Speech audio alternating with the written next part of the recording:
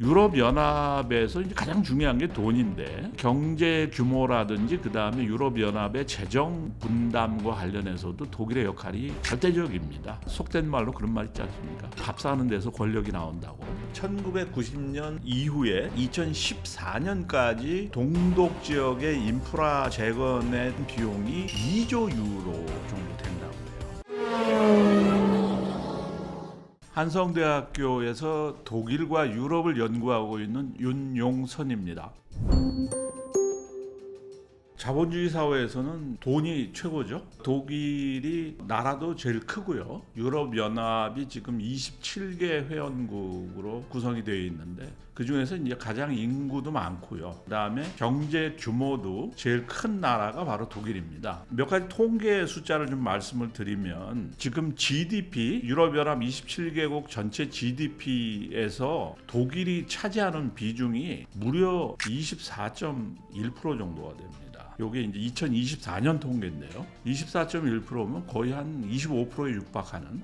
그러니까 유럽연합 전체 회원국 GDP 생산의 약 한 4분의 1 가까이를 독일이 생산을 하고 있습니다. 2위가 프랑스인데 프랑스하고 격차가 상당히 큽니다. 프랑스가 16.3%고요. 그 다음에 3위가 이탈리아인데 이탈리아가 12.2%입니다. 그러니까 독일이 압도적으로 경제 규모를 봤을 때 우위에 있음을 알 수가 있죠. 그리고 인구수도 참고로 말씀을 드리면 독일이 약 한 8,400만 정도를 헤아리고요. 프랑스가 한 6,600만. 그리고 이탈리아가 원래 6천만이 넘었던 나라인데 최근에 6천만대 이하로 떨어졌습니다. 5,900만 정도.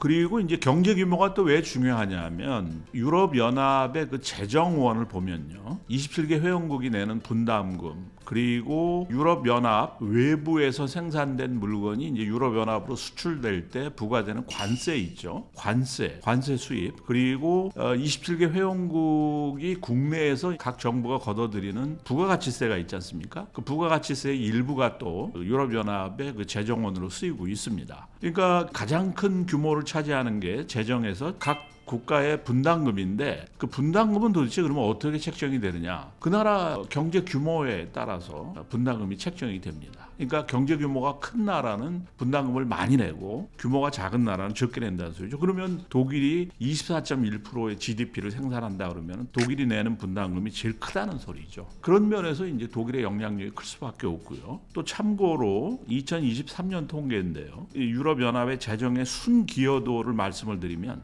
순기여도라는 건 뭐냐면 이제 유럽연합 회원국들이 분담금을 낸다고 그랬지 않습니까? 그리고 뭐 부가가치세도 일부도 내고 그런데 또 그 중에서 또 각 국가별로 이제 농업이라든지 과학기술이라든지 이런 데서 또 유럽연합으로 또 돈을 또 지원을 받아요. 그랬을 때 자기들이 내는 돈과 받는 돈, 그 차액이 있죠. 거기서 많이 내는 돈이 더 많다 그러면 이제 순재정 기여라고 그러고요. 반대로 받는 돈이 더 많으면 순재정 수혜라고 하는데요. 독일 같은 경우가 순재정 기여가 제일 큽니다. 그래서 자기들이 실제로 낸 돈과 받아오는 돈을 비교했을 때 내는 돈이 압도적으로 독일이 많습니다. 독일이 역시 1위이고 2023년 한 해에만 174억 유로 더 낸 거로 나오고요. 그 다음에 2위가 역시 또 프랑스인데 또 차이가 큽니다. 프랑스는 90억 유로 정도밖에 안 돼요. 독일이 174억 유로 그리고 이탈리아가 45억 유로 그리고 스웨덴이 한 14억 유로. 받아온 돈보다 더 낸 돈이 더 많은 그런 나라들인데 지금 독일이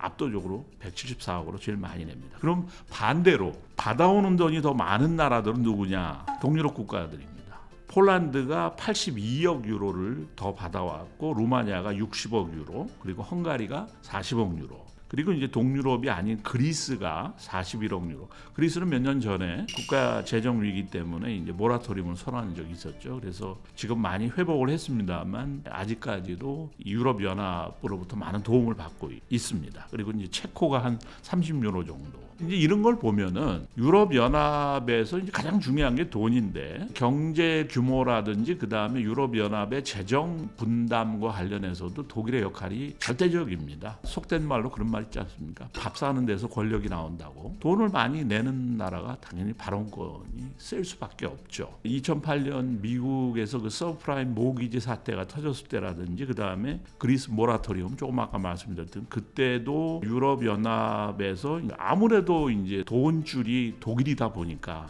독일이 아무래도 상당히 중요한 역할을 한 게 사실이죠. 그런 상황입니다. 그런 거는 사실상 불가능하고요. 물론 이제 유럽 연합과 관련된 문제가 그 나라의 국내 정치하고 관련이 있을 수는 있죠. 있을 수는 있는데 잘 알려진 사실입니다만은 그 민주주의 발전에 있어서는 가장 앞선 지역 아닙니까? 그렇기 때문에 강대국이라 하더라도 이제 그렇게 하려고 하지도 않고 또 약소국이 강대국의 어떤 강요를 당한 적이 있다. 그러면은 약소국도 가만히 있질 않죠. 그리고 유럽연합은 물론 이제 사안에 따라 다른데 매우 중요한 사안들은 만장일치입니다. 만장일치여서 27개국이 모두가 다 합의를 해야 되고 그 다음에 또 인구수만 가지고 하면은 약소국들은 절대적으로 불리하잖아요. 그래서 유럽연합 의회 선거 같은 게 있어요. 각 국가에서 이제 의회 선거들이 있잖아요. 그거와 별도로 대통령 선거도 있고 그거와 별도로 또 유럽연합 의회 선거가 또 있어요. 그러면은 이제 인구수가 적은 나라들은 항상 대표가 적을 거 아닙니까? 그래서 그 인구수로 해서 또 결정하는 부분이 있고 국가 하나하나를 또 하나의 한 표로 해서 결정하는 이중 구조예요. 그래서 약소국들이 그런 나라가 작다는 이유로 불이익을 당하지 않는 보완 장치가 또 있습니다. 그래서 독일이 회원국, 약소국 회원국의 내정에 간섭을 한다? 이거는 현실적으로 그렇게 가능한 얘기는 아니죠.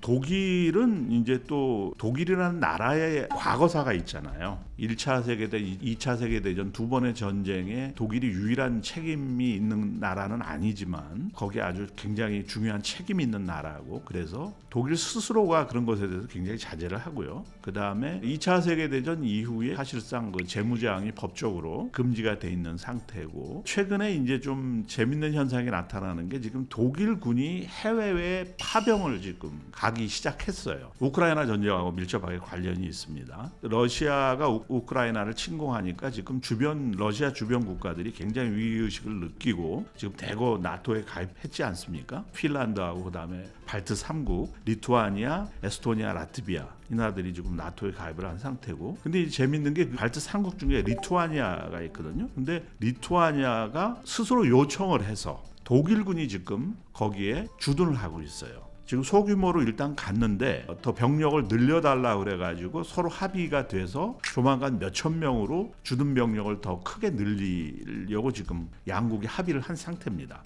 물론 이제 독일군은 나토군의 일원으로 간 겁니다만 아무튼 독일이 지금 해외에 주둔을 하고 있습니다. 물론 이제 과거에도 아프가니스탄이나 이런 데 소규모 병력이 간 적이 있어요. 나토군의 일원으로. 그런데 이번 경우는 한 특정 국가에 독일군이 들어가 있는데 그것을 지금 유럽 국가들이 야 독일이 다시 또 재무장을 하고 과거처럼 전쟁을 일으키거나 뭐 이러는 거 아닌가? 이런 의심은 아직은 안 하고 있죠. 상황이 그러하기 때문에 서로 합의하에 이제 독일군의 해외 주둔이 이제 이루어진 것이기 때문에 그렇게 볼 수 있겠습니다. 중세 때는 이제 유럽의 정치 구조가 이 분권적 전통이 강했거든요. 그래서 왕이 뭐 실권을 갖는 그런 체제가 아니었습니다. 그래서 편의상 독일이라고 하는 게 이제 과거의 중세 때는 신성 로마 제국이라고 그랬지 않습니까? 이 신성 로마 제국이 바로 이제 느슨한 국가 연합체였는데 오늘날의 그 독일, 오스트리아, 스위스, 네덜란드, 체코, 이탈리아 북부 여기가 다 신성 로마 제국에 포함되어 있었어요. 물론 이건 뭐 통일된 그런 국가는 전혀 아니었습니다. 그냥 일종의 방어 동맹 같은 거였다 그랬죠. 중세 13세기, 14세기까지만 하더라도 신성 로마 제국 유럽에서는 나름 이렇게 비중이 있는 국가 아닌 국가였죠. 그런데 15세기, 16세기로 들어오면서 중세 말 근대 초로 들어오면서 이제 영국과 프랑스가 자꾸 중앙 집권화되어 가요. 지방의 제후들의 힘이 약화되고 그러다 보니까 이제 근대에 들어와서는 신성 로마 제국이 사실상 국제 정치적으로 영향력이 별로 없어져요. 이게 통일된 국가가 아니기 때문에. 근데 주변에 영국이나 프랑스는 이제 점점 더 중앙 집중화가 돼가는 통일된 국가로 발전하고 있으니까 그 나라의 힘이 세질 수밖에 없었죠. 그 다음에 이제 독일이 1871년에 아주 뒤늦게 19세기 후반에 신성 로마 제국의 그 분열을 딛고 통일된 국가로 탄생을 하지 않습니까? 그때를 우리가 이제 책에서는 흔히 비렐름 제국 이렇게 표현을 하고, 또 어떤 경우에 따라서는 이제 독일 2제국이라고 보통 얘기합니다. 신성 로마 제국을 1제국이라고 하진 않아요. 근데 굳이 이제 숫자를 넣는다면은 신성 로마 제국이 1제국이고, 그 다음에 1871년에 비스마르크에 의해서 통일된 독일 제국, 그 제국을 2제국이라고 하고, 나치 독일을 제3제국이라고 합니다. 제3제국이라는 말을 많이 쓰죠, 우리가. 제2제국인 비렐름 제국, 그때 독일의 영향력은 뭐 그랬습니다. 그러니까 비스마르크는요, 보통 이제 철혈제상이라는 별명을 갖고 있는데, 철하면은 군사력이죠. 그 다음에 혈하면은 전쟁을 의미하고, 그 비스마르크는 아주 군국주의자인 것으로 이렇게 우리가 흔히 그 별명 때문에 그렇게 인식을 하는데, 비스마르크는 그 철혈이라는 말을 그때 의회에서 이제 연설할 때 그 말을 쓰는데, 어떤 맥락에서 그 말을 썼냐면, 의회가 토론과 뭐 찬반 양론 어떤 사안을 놓고 서로 뭐 다투고, 그 다음에 나중에 뭐 다수결로 결정하고 뭐 이러는데, 비스마르크가 그 당시에 독일이 시급하게 해결해야 될 독일의 통일이라는 거대한 과제, 이런 것을 지금 이룩하기 위해서 당신들처럼 뭐 토론하고 다수결을 결정하고 이렇게 갖고 이게 통일이 되는 게 아니다. 통일은 현실적으로 봤을 때 군사력과 전쟁을 통해서 실현될 수 있는 것이다. 이런 맥락으로 그 말을 해요. 정작 중요한 거는 군사력과 전쟁이다. 그걸 통하지 않고서는 우리가 통일을 이룩할 수가 없다. 그때 그 말을 해요. 근데 그게 이제 그 사람을 규정하는 아예 그냥 상징적인 별명이 돼버리죠. 그런데 놀랍게도 비스마르크가 정말 전쟁을 통해서 독일 통일을 이제 실현을 하거든요. 프랑스와의 전쟁을 통해서. 정작 독일이 통일이 되고 난 뒤에 비스마르크는 완전히 평화주의자로 돌변해요. 그래서 독일 통일 1871년부터 비스마르크가 정계에서 은퇴할 때, 그때가 1890년이거든요. 그러니까 한 20여 년 동안에 유럽에서는 정말 전쟁이 없어요. 그것을 오늘날 이제 많은 학자들이 그 유럽의 평화, 장기적인 유럽의 평화와 관련해서 비스마르크의 역할이 상당히 컸다라고 모두들 인정을 해요. 그러니까 비스마르크는 철혈제상이라며, 근데 막상 통일이 되고 나니까 무슨 철혈제상이에요. 완전히 평화주의자로 바뀌어버려요. 그래서 독일이 일체 문제를 안 일으킬 뿐더러 다른 나라끼리 분쟁이 생겼을 때도 비스마르크가 중재에 나서요. 왜 갑자기 비스마르크가 그렇게 사람이 바뀌었느냐? 독일의 통일을 유지시키기 위해서 아주 어렵게 쟁취한 독일의 통일이 비스마르크가 볼 때는 이게 이제 한번 통일이 됐다고 그래갖고 이제는 영원히 독일은 이제 통일은 간다. 이게 아니에요. 프랑스하고의 전쟁을 통해서 통일을 실현했지 않습니까? 영국하고는 전쟁한 게 아니었거든요. 그러면 그 당시에 세계 최강국인 영국이 독일이 통일 이후에 제국이 됐다고 여러 막 문제를 일으킨다면 영국이 가만히 있겠냐는 거예요. 영국이 도저히 안 되겠다. 독일 통일 무효화시키자. 옛날로 다시 돌아가게 하자. 그렇게 마음먹으면 독일의 통일은 언제든지 다시 무효화될 수 있는 그런 것을 비스마르크는 두려워했던 거예요.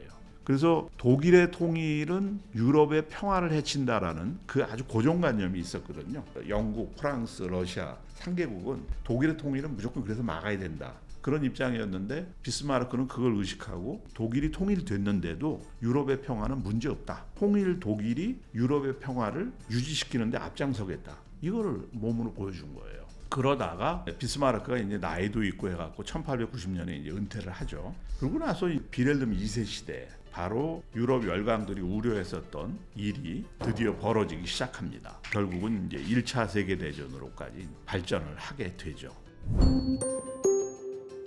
독일에서는 이제 1961년에 61년이니까 2차 세계대전이 끝나고 나서죠. 나치 독일이 패망하고 나서죠. 그 당시 이제 함부르크 대학 교수였었던 프리츠 피셔라는 분이 1차 세계대전의 원인이 독일의 상당 부분이 있다라는 그런 주장을 해요. 그래서 히틀러가 2차 세계대전 때 적극적으로 패권 추구를 하고 나왔는데, 그런 패권 추구라는 독일의 대외 정책, 제국주의적 대외 정책이 1차 세계대전 전에도 있었다라는 거예요. 그런 논의된 사료를 찾아서 그걸 근거로 제시하면서 1차 세계대전도 역시 독일의 책임이 크다. 뭐 이런 주장을 하고 나온 거죠. 그래서 그걸 가지고 이제 독일 학계에서 커다란 논쟁이 벌어져요. 피셔 논쟁이 벌어지기 전까지만 하더라도 아까 제가 말씀드린 그런 입장이었어요. 그 자본주의의 발전, 산업혁명의 결과 이런 걸로 봤을 때 1차 세계대전은 시간의 문제였다. 독일만의 책임으로 묻기는 어렵다. 그런데 독일인 학자가 어떤 회의록을 근거로 해서 실제로 독일이 1차 세계대전 발발 전부터 패권 추구로 하는 구체적인 계획들을 세우고 있었다. 그걸 제시를 한 거죠.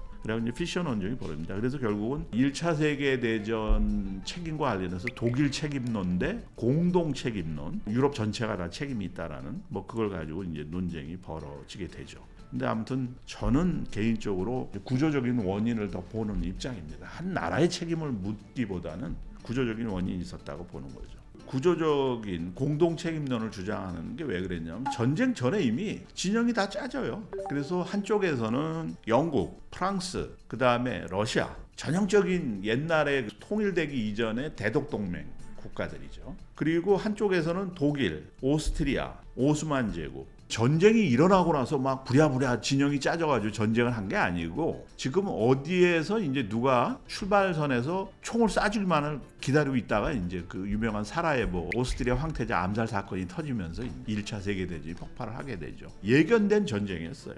1차 세계대전이 끝나고 났을 때 프랑스가 전쟁까지 불사하면서 1870년에 독일 통일을 막으려고 했다가 전쟁에서 지면서 71년에 결국은 독일의 통일을 허락할 수밖에 없었잖아요. 그때부터 프랑스는 독일에 대한 복수심이 상당히 컸어요. 그런데 그토록 막으려고 했던 독일의 통일을 독일이 하고 나더니 결국은 이제 사달이 난 거죠. 1차 세계대전 몇십 년 후에 1차 세계대전이 터졌잖아요. 근데 거기서 프랑스가 이번에는 이겼어요. 그러니까 프랑스의 복수심, 몇십 년 동안 마음속에 품어왔던 복수심이 폭발을 한 거예요. 그게 뭐냐면 바로 베르사유 조약이에요. 베르사유 조약은 여러 가지 자세한 내용들을 담고 있는데 크게 보면 영토 조항, 배상 조항, 군사력 조항이 있었어요. 이 세 조항 모두 독일에게는 너무나도 가혹한, 바꿔 얘기하면 독일의 분노를 자아내는 그런 아주 가혹한 내용을 담고 있었어요.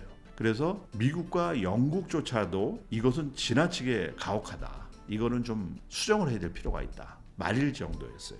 그런데 이제 프랑스는 아주 완강하게 그 베르사유 조약을 고집을 하죠. 심지어는 이제 영국이 프랑스를 막 의심하기까지 해요. 이 정도로까지 독일을 이렇게 독일의 군사력이라든지 영토를 뺏어가지고 막 영토를 나눠놓고 배상금은 도저히 갚을 수 없는 액수의 배상금을 요구하고 이 정도까지 독일에게 가혹하게 배상을 요구하는 이유가 도대체 뭐냐? 영국이 막 프랑스를 의심하기까지 해요. 대륙에서 독일을 완전히 죽여놓고 대륙에서 프랑스가 패권을 차지하려고 하는 거 아니냐, 이런 의심이 든다. 1차 세계대전 때 연합국에 속해 있었잖아요. 같이 두 나라가 같이 싸웠잖아요.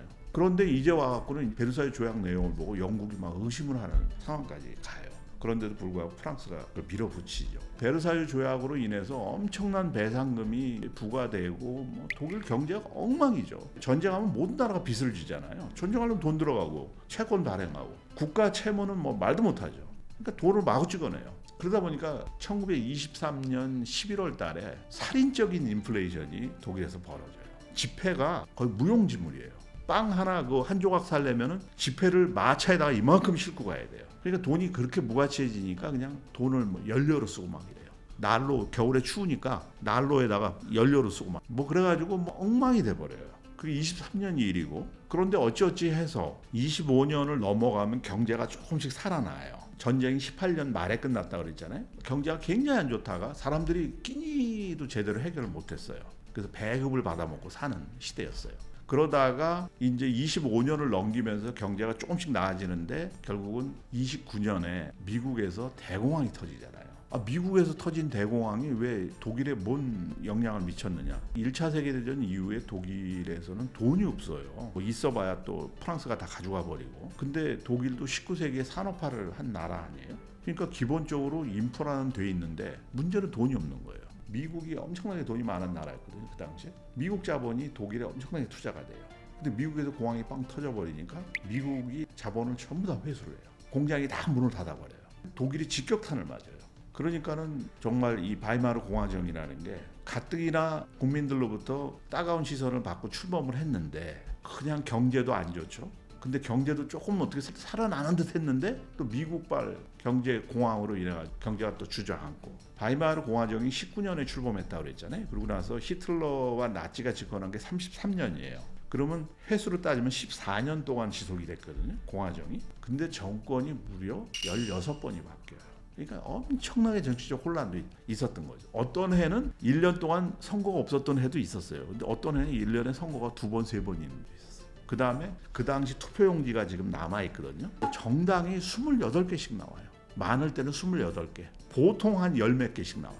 정신없는 거예요. 그러니까 이게 국민들이 이 공화정에 대해서 상당히 불신을 가질 만한 그런 상황들이 벌어져요. 히틀러가 집권하기 전에 연설을 할 때 그걸 지적을 해요. 이게 도대체 뭐냐? 왜 당이 28개씩 필요하냐? 우리에게 표를 달라. 선거에서 우리에게 표를 달라. 우리가 집권하면 이 당들을 전부 다 없애버리겠다. 당은 하나면 된다 이거예요. 우리 독일 민족을 항상 염려하고 독일 민족의 번영을 염려하는 당 하나만 있으면 된다. 무슨 당이 왜 이렇게 필요하냐? 이렇게 많은 당이 도대체 우리에게 뭘 가져다 주는가? 그거를 사람들 앞에서 이제 선동을 하죠. 독일 사람들이 볼 때 맞는 얘기거든요. 그러니까 바이마르 공화정이든 뭐 수많은 당이 뭐 난립을 하든 좋다 이거예요. 아니 먹고 살기만 해달라는 거 아닙니까? 먹고 살게 못 해줘요. 그러니까는 히틀러와 나치를 선택할 수밖에 없었던 거죠. 1945년 이후의 상황을 학자들 사이에서는 이제 이런 개념이 있어요. 영의 시점, 그라운드 제로. 독일 말로는 이제 슈든데 눌 그러는데요. 영의 시점이라는 그런 개념이 있어요. 영의 시점. 그게 무슨 뜻이야? 이렇게 들으면 의아한 생각이 들 텐데 완전히 독일이 이제 환골 탈 때 아까 제가 그런 말씀드렸죠. 바이마르 공화정이 출범을 했을 때 독일인들이 아주 따가운 시선으로 바라봤다. 저건 우리 정치 체제가 아니다. 독일은 역사와 전통을 자랑하는 독일 고유의 정치 체제가 있다. 그런데 1945년 이후에 서독 사회죠. 동독은 이제 또 사회주의 국가가 됐고 서독에서는 환골 탈퇴. 우리의 과거의 그런 역사와 전통, 독일적이라고 여겨왔던 정치 전통 모든 거 다 버리고 이제 우리는 완전히 새롭게 태어난다. 어떻게? 자유주의 국가로. 영국과 프랑스에서 발전해온 자유주의 국가로 우리는 완전히 환골 탈퇴한다. 그걸 일컬어서 이제 영의 시점이라 그래요. 그러니까 완전히 제로 베이스에서 시작한다 이거죠. 전후에 독일은 완전히 자유주의 국가로 탈바꿈을 해요. 도대체 그러면 어떻게 독일이 그런 경제 성장을 할 수 있었느냐? 독일은 하여간 아까도 말씀드린 것처럼 19세기 산업화를 경험한 나라예요. 그리고 뭐 하여간 과학기술이 엄청나게 발전을 해요. 1890년대쯤 되면은 유럽에서 독일이 경제적으로 최강국이 돼요. 영국을 앞서요. 경제에서는. 그 정도의 그런 어떤 내공을 가진 적어도 인적인 자원에 있어서는 아주 탄탄한 인프라를 갖춘 나라였죠. 그러니까 이제 계기만 주어지면 정치 안정이 되고 그다음에 자본만 제공이 되면 언제든지 이뤄질 수 있는 그런 기반을 가진 나라였어요. 오늘날까지도 계속 지속이 되고 있는 경제적 현상이 뭐냐면 독일은 기술 강국이에요. 메이드 인 저머니 그러면 어때요?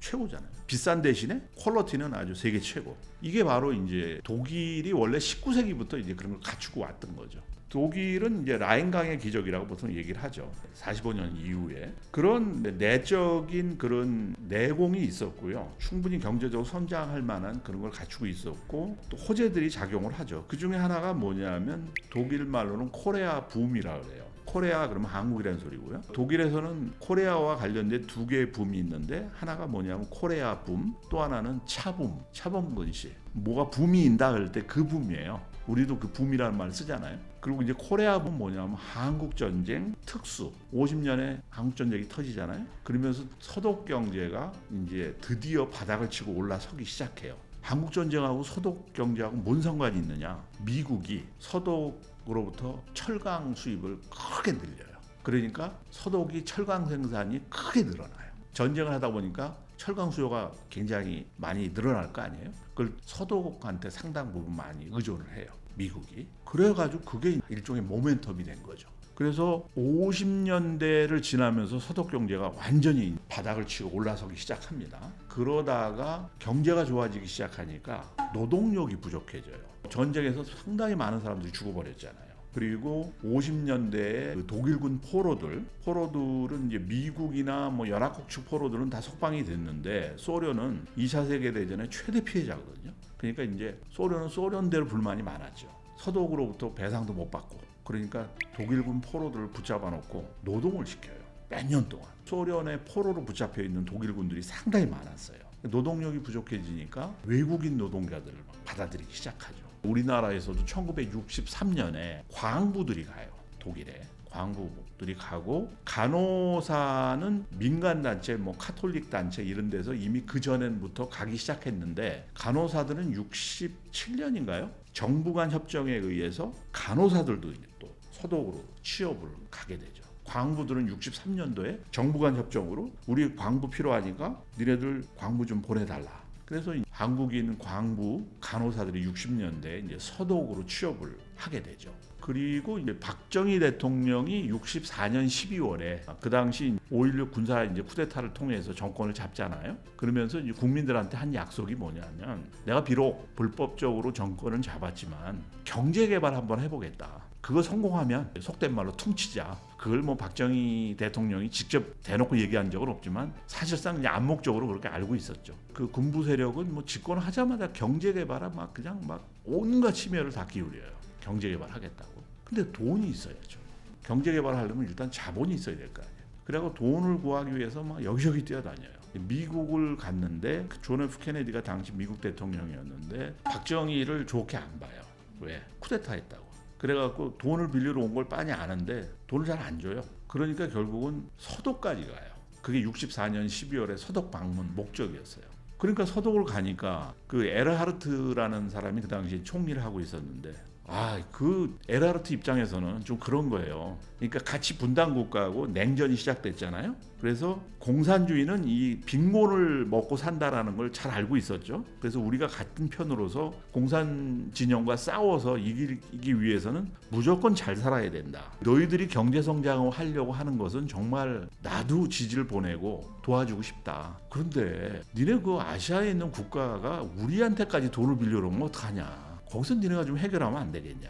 거기서 해결하는 게 뭐예요? 일본이 있지 않냐. 에르하르트가 그 얘기를 해요. 그러면서 일본하고 빨리 화해해라고 막 그래요. 그랬더니 박정희가 이제 거기서 그래요. 국민 정서상 힘들다. 그래도 해야 한다.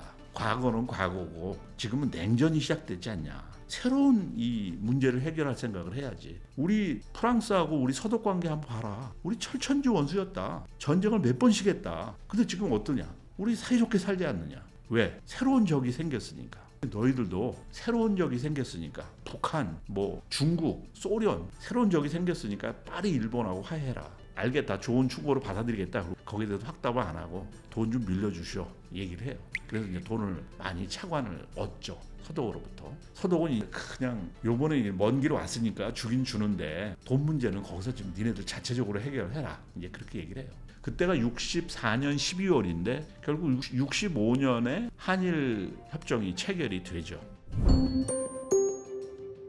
1990년 10월 3일 날 동서독이 통일을 했습니다. 1989년 11월 장벽이 무너졌고 1990년 이후에 2014년까지 동독 지역의 인프라 재건의 비용이 2조 유로 정도 된다고 그래요.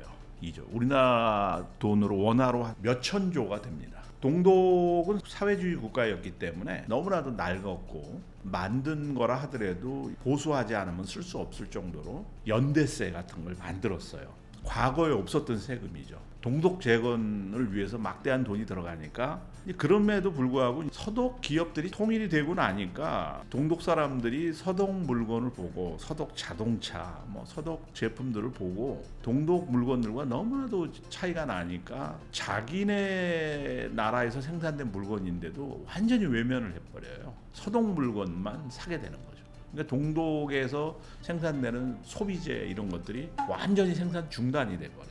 경쟁력이 없어지니까. 그러다 보니까 당연히 동독 사람들은 실업 상태에 빠질 수밖에 없는 거죠.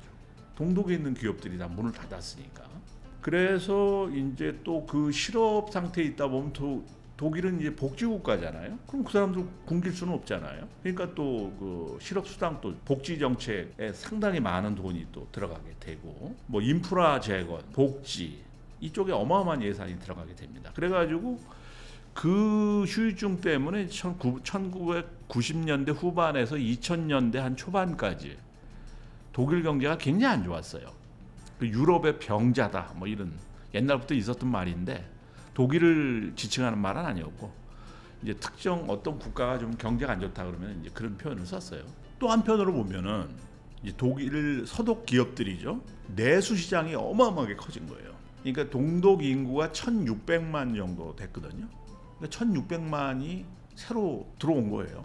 그러니까 어마어마한 소비 진작 효과가 생긴 거죠. 그리고 아까 2조 유로에 달하는 그 인프라 구축 재건 비용 그 당시는 고통스럽지만 그 돈이 사실은 허튼데 그냥 뭐 연기처럼 사라지는 돈이 아니잖아요. 투자잖아요. 좋게 보면. 근데 지금 당장 돈을 쏟아 부어야 되니까 고통스럽지만 도로를 새로 깔고 다리를 새로 놓고 뭐 이러는 것들은 나중에 뭔가 이제 경제적으로 보답을 할 거 아니에요. 그것이 이제 한참 지나고 나서 그 막대한 통일 비용이 투자로서 이렇게 다시 효과를 가져오는 이제 그런 또 결과를 낳게 됩니다. 그래서 경제가 이제 다시 회복기에 접어들게 되죠. 그게 2000년대 한 중반 정도부터 이 독일 경제가 통일 후유증에서 서서히 벗어나기 시작합니다.